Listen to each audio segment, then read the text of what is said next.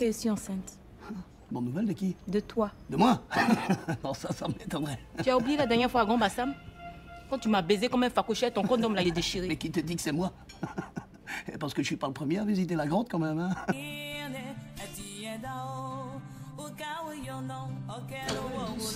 Bon, je m'appelle, donc maman est beaucoup plus désolée.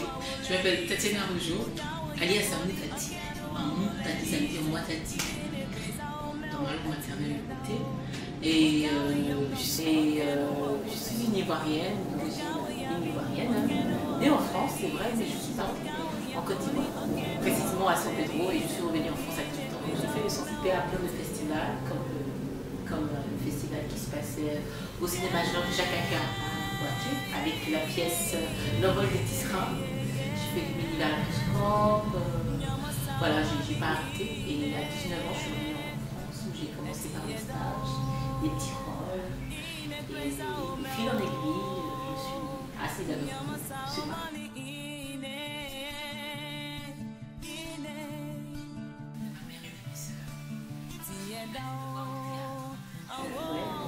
Pour moi, c'était une force énorme, soutien psychologique et moral. C'est le meilleur soutien qu'on puisse avoir. Après, le soutien matériel, pas du tout, parce qu'on n'en vivait pas là-bas. Et quand j'étais au lycée, bien sûr, mais j'ai eu beaucoup d'encouragement de toute façon, comme j'arrivais à faire rigoler tout le monde à la maison, et que dans la famille, on rigolait du matin au soir, elle a choisi son métier. Elle est née comme ça, on va faire rien avec elle. Ouais. Mais j'ai eu un bon soutien, ma mère parce qu'elle venait de temps en temps et surtout parce qu'elle me soutenait en prière. Même quand je passais le casting, Mia, je passe le casting, il faut que tu pries. Tu fais ce que tu veux là, tu vas voir. Le soutien.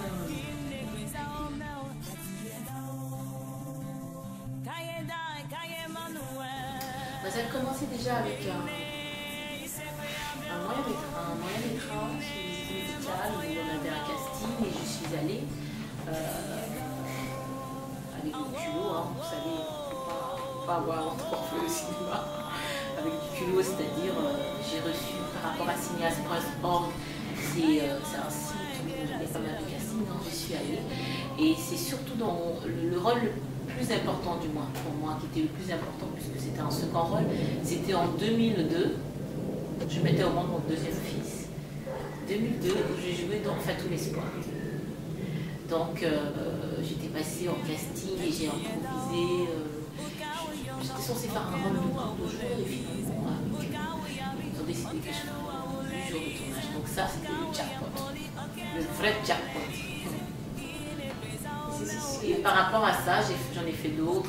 Et j'ai fait La Rivale en 2006-2007. Ça a été la première fois où je tenais un premier rôle. Ça me parlait d'une fille qui venait du pays pour se marier à un homme dont on l'avait marié au pays là directement, parce que sa femme n'arrivait pas à faire d'enfant. Et je m'appelais Thérèse. C'était un très beau film qui a beaucoup marché dans la diaspora, qui est passé sur TV5 ans. Donc du coup, après ce premier film, j'ai trouvé que le téléphone ne sonnait pas. J'avais pas d'autres. Il n'y avait plus d'autres pistes, quoi. Je repassais les castings, ça devenait difficile. Et je pensais que j'étais déjà riche.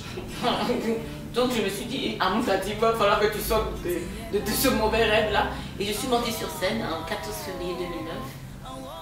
Et j'ai raconté mes déboires de comédienne, c'est-à-dire d'une Ivoirienne qui arrive en France et qui galère dans les castings et qui comprend presque rien, parce que c'est pas que je comprenais rien, c'est que en Occident il y a un rythme à avoir.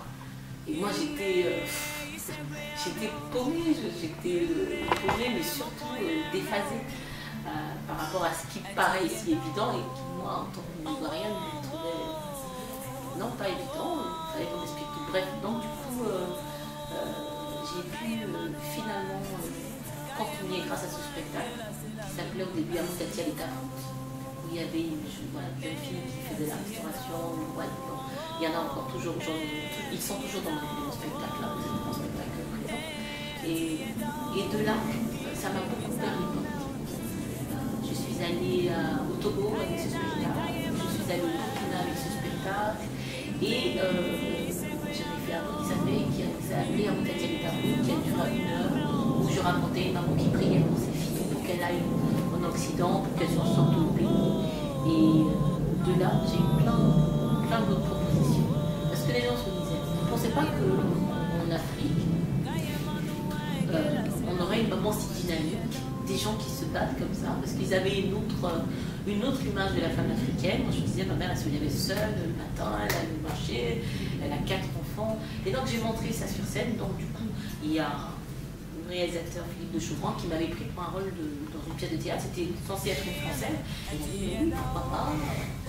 Et de là, j'ai donc ça a été une très très bonne vitrine d'avoir créé ce spectacle.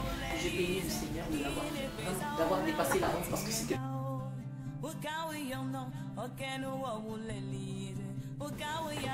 4 fois. Donc j'ai pas pu assez profiter, mais j'étais fière. J'étais fière de tourner à Abidjan. On a tourné 2 semaines et demie sur ce tournage. Donc c'était une bonne expérience. Mais je pense retourner sur Abidjan, sur un long métrage, j'espère, je croise les doigts que ce sera. Mais jouer à Abidjan, c'est le pied, il fait le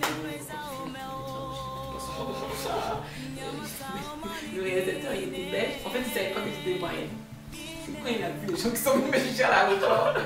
Il a dit, en fait, où tu les connais? Je dis, mais moi je suis moyenne. Il dit, mais t'es pas né en France? Je dis, si, mais j'ai vécu toute ma vie en Côte d'Ivoire. Il a dit, je dis, mes soeurs, on est dans la chambre depuis des 15 années. Donc, non, c'était marrant parce que moi j'étais pas en tournage. Je travaillais, bien sûr. Mais j'étais chez moi, j'étais en famille. La chambre d'hôtel, là. Ils étaient au bruit là-bas. Bref, tant mieux. Et moi, j'étais fière. Et je tournais, alors on a tourné aussi à Zopé. Il y a un décor magnifique. Je croise le doigt pour qu'on fasse plein de films. En tout cas, à chaque fois que je tourne et que quand nous sommes au début du projet, c'est la seule chose que je suggère. J'ai dit tourner à Abidjan parce que je suis allée tourner du Boston. On a tourné à Cuba, à la Havane. C'est presque le même décor. Je trouve que par rapport à le climat est le même et surtout la même législation. Après, ils ont un peu de mais je disais, c'est dommage parce que Abidjan, la Côte d'Ivoire possède plusieurs paysages et bon, après ils ont parlé d'une question technique, c'est-à-dire des caméras, c'était plus pratique à Cuba, mais ça coûte 3 fois plus cher d'aller à Cuba. Donc oui, j'espère que le cinéma en Côte d'Ivoire va reprendre de mieux en mieux et puis nous on va aller s'asseoir là pour jouer. Mon cher, si je peux jouer bien, ça m'arrange.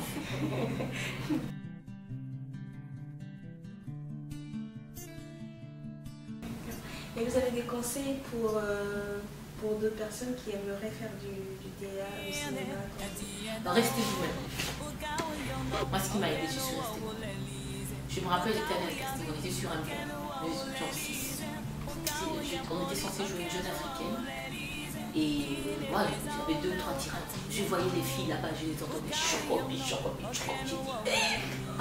dit, les comédiennes, comme j'étais venue 1 heure en avance, donc je les ai toutes vues parler de la même manière. Je me dis, pourquoi me fais-tu ça? Je ne reviendrai plus te voir. J'ai dit, Moutati. Parce que c'était la même voix que j'avais en tête. Je disais que j'allais parler comme ça parce que je trouvais que parler avec son accent, c'était pas évident. J'ai dit, là, si tu ne fais pas quelque chose d'authentique, ça va pas aller. Et je suis allée, j'ai parlé avec mon accent bien plus là, même naturel. Je dis, les 4 filles là même sont envie plus que moi. La blanche là même peut-être c'est la fille de Molière. Tu as fait égalité. Donc je suis partie avec mon accent. Et j'ai pas eu le rôle, c'est vrai, mais il m'a dit, vous avez montré quelque chose d'authentique qu'on ne connaît pas. Ne changez pas, parce que ça, un jour, ça va vous porter des fruits. J'étais fâchée sur le coup, j'ai dit, c'est bien beau, tu m'as pas pris, mais aujourd'hui, franchement, j'ai eu de rôle avec cet accent. Hein. Et c'est ce que je dis à mes copines, je dis, les filles, si je suis Robin, voilà ici, viens avec ton originalité. Et par rapport à ça, ça ne t'empêche pas de pouvoir, c'est pas parce qu'on a l'accent qu'on est prise, hein. Il faut un travail. Moi je bosse énormément, je prends des cours, je travaille mes textes tous les jours, je retravaille mon spectacle, ça fait peut-être 2-3 ans, mais à chaque fois que je passe sur scène, je recherche mon magma intérieur, c'est-à-dire qu'est-ce qui pousse en termes de fer à se battre autant. Il faut retravailler tout ça, ces émotions, c'est très long, on ne finit jamais d'apprendre. Mais la chose que vous devez avoir, c'est l'authenticité. Et en Côte d'Ivoire, nous sommes authentiques. On a ces proverbes, je m'appelle parfois pour écrire des scénarios. On me disait, oui, il n'y a pas de comédienne africaine. Je dis, mais vous mettez plein de phrases soutenues dans votre scénario. Comment la comédienne va pouvoir parler comme une africaine avec, pourrais-je, les points impératifs, moi je ne connais pas. Les points impératifs, je ne connais pas. Donc du coup, je changeais, j'enlevais les consonnes qui étaient trop fortes pour laisser quelque chose de plus facile à dire, de plus fluide. Donc voilà, le conseil que je peux donner à ces comédiennes, n'hésitez pas. N'hésitez pas à vous lancer, vous-même déjà, à proposer des choses. Après, les autres, ils auront des idées. Mais proposez dans un premier temps. N'ayez pas honte de jouer, de dire que vous êtes une comédienne, mais anticipez tout et bossez, prenez des cours. C'est important. Parce que quand la caméra est utilisée, ça ma petite soeur, je me suis battue, j'ai eu une casting. Tu vas pas comment je joué là, c'est bon, c'était. Ici, il faut te préparer. Quand la caméra est venue, elle dit, c'est dans une kalachnikov, je ne peux plus parler. Donc, c'est tout un travail, c'est la recherche, une recherche, il faut toujours se renouveler. Il ne faut pas avoir peur de s'humilier. Moi, avant de jouer, je stresse énormément. Mais je pense qu'en étant en scène, ne lâche pas. On dit, t'es pas prête là. Un cas de la bonne vie, tu vas appeler ta famille. C'est quelle affaire. Bref, donc il y a un travail énorme à faire et nous avons un potentiel. Ce qui est bien chez le comédien africain, c'est que déjà, il a une présence. Mais on ne peut pas se baser que sur une présence. Il a une présence, mais après, dans tout ce qu'il dit, il doit varier, il doit faire des changements de jeu, il doit s'écouter lui-même, écouter les autres. Bref, il y a tout un travail. Moi, je ne suis pas professeur de théâtre, je ne peux pas donner des conseils très très profonds, mais la seule chose, c'est le boulot. Moi, je travaille énormément. Et si on m'avait dit que je travaille beaucoup comme ça, on a fait de comédie, peut-être que j'allais dire oui, pardon. Mais c'est ça. Il faut bosser. Comme l'autre. Alors, mes frères et sœurs, si tu veux faire théâtre, déjà force bien à l'école si tu es petite. Parce que quand tu as un bon bac, un bon niveau, tu peux t'exprimer avec les réalisateurs qui sont parfois socorro. Et bosse tes scénarios, apprends ton texte et puis prends des cours. C'est ce que je peux dire. Et je pense que chacun de nous a une expérience tout à fait authentique.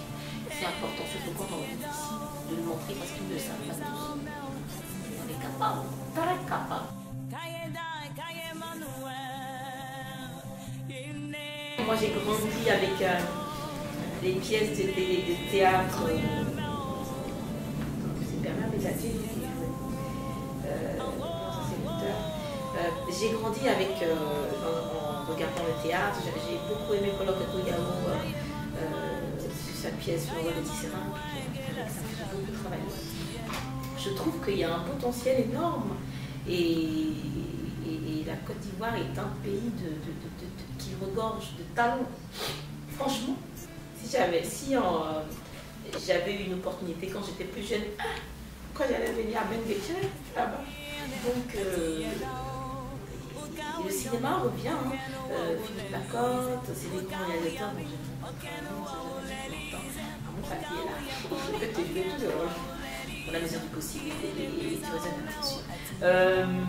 Et il y a des réalisateurs, par exemple des productions comme Formosa, qui font des films osés. Et je pense que le cinéma ivoirien est en grande marche. Il avance. On vient d'avoir un prix au Festival de Montréal aussi. Moi j'ai eu le prix de la meilleure actrice au Canada pour le film Dambé, La tête haute. Donc, ivoirienne, mettons la tête en haut, parce que c'est pas encore fini. Le cinéma, bientôt, sera là, dans les sur les grandes places. Parce que moi, de toute façon, ma plus grande inspiration, c'est ma mère. France, c'est ma famille. Quand je regarde ma famille, mes tantes qui se sont battues pour qu'on s'en sorte aujourd'hui, avec toute cette histoire qu'on porte, je pense qu'on peut le faire très bien. Je pense qu'on doit continuer à se... Parce que c'est avec la culture qu'on peut passer plein de messages. Avec le cinéma, avec le théâtre, des sujets très délicats, très difficiles. Là, je suis en train de travailler sur la marche des femmes de Grand Bassam. C'est les Marie-Corée, ces femmes-là qui se sont battues pour la liberté de leur mari, qui ont poussé la Côte d'Ivoire même aux indépendances. Hein. Donc, je trouve que nous avons des héroïnes qui doivent être connues, pas seulement en Côte d'Ivoire, mais au-delà des frontières. Et ça permettra à nos enfants de dire, ah bah, on n'est pas les mêmes qui, nous aussi nous avons des héros. Donc, le cinéma ivoirien, en tout cas le ministre de la Culture et le président, je pense qu'ils se battent pour ça. Donc, il faut que ça continue. Il faut encore continuer à faire des films. Moi, je commence à faire des films.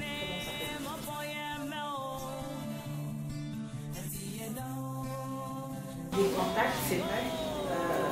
Pas forcément les contacts, mais j'ai travaillé avec Golou, avec Michel Zongui, sur les guignols. Je faisais les premières parties au début quand je commençais.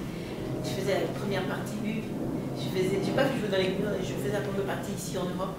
Il y a mon père, son âme, Dieu donné Kamongo, qui m'avait vu et qui a dit, ah mais ça c'est une comédienne ivoirienne, il faut qu'elle joue. Attends, il m'a poussé au maximum. Et les comédiens ivoiriens, malheureusement, non, je n'ai pas pour l'instant. Il y a une comédienne en mémoire. Bref, non, pas beaucoup, mais j'espère que ça va se faire. J'espère que ça va se faire. J'aime beaucoup Adrien Gouton. Oh là là, j'adore son authenticité, sa fraîche chocolat, comme ça. Elle avait fait un sketch avec Go là. Oh là là, où elle faisait le coupé des gaillons. Je regarde ça des fois quand je suis pas bien, je le regarde jusqu'au matin. Ah mais Adrien Gouton, moi j'adore. Heureusement qu'il y a des comédiennes comme ça parce que ça nous comment dirais-je, ça nous réjouit de voir une femme qui est restée avec son naturel, sa spontanéité et son jeu fluide. Même quand elle se voilà, j'aime beaucoup Adrienne Gouton et puis voilà, un gros bisou là-bas et bisous à toutes les comédiennes parce qu'il y a beaucoup de comédiennes ivoiriennes. Peut-être que j'en ai oublié, certaines n'ont pas donné au coup, on ne voulait pas. On a fait à parler, on va dire non. Un mot de fin. Bah, je vous souhaite une longue vie au Théâtre Ivoirien Film, de cette association, de ce groupe-là, qui travaille pour la diaspora. Il faut des gens comme vous, parce qu'il y a beaucoup d'artistes qui vivent en Europe, et ils ont vraiment besoin du soutien de tous. Il y a des sujets politiques très lourds qu'on peut exprimer sur une scène, mais il faut qu'il y ait un public pour le voir. Il faut qu'il y ait un public qui le soutienne. Je parle au nom de tous les artistes. Les choses peuvent changer avec un public. Je dis toujours, Obama est devenu président parce que le rêve s'est réalisé. Dans tous les films américains, il y avait un président noir. Et aujourd'hui, il y a un président noir. Pourquoi il y avait un président noir? Parce que les Américains noirs vont au maximum au cinéma. Donc, vos artistes, je pense que vous devez les prendre comme de l'or parce qu'ils représentent et ils portent votre drapeau tout là-haut. Et c'est important de découvrir des pièces d'ivoiriens, de découvrir même de notre pays, mais de l'Afrique noire, des artistes, des artisans qui ont besoin de votre soutien et qui ont besoin de l'approche du public. Sinon, les artistes sont obligés de se dénaturer. Et après on dira, ah, l'argent maintenant il a changé, il n'est plus avec vous, mais vous étiez où? Bref, donc moi je voulais vraiment inciter.